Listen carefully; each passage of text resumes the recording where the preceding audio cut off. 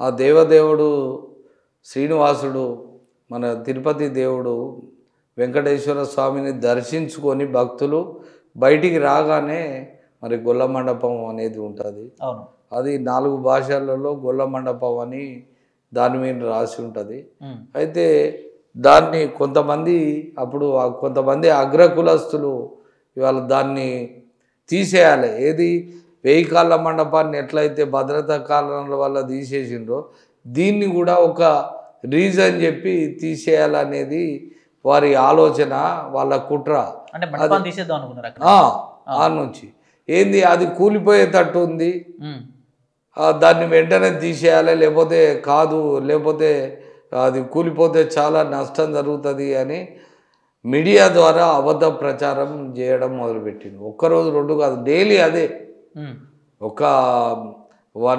దాదాపు 10-15 రోజుల నుంచి డైలీ అదే వార్తలు.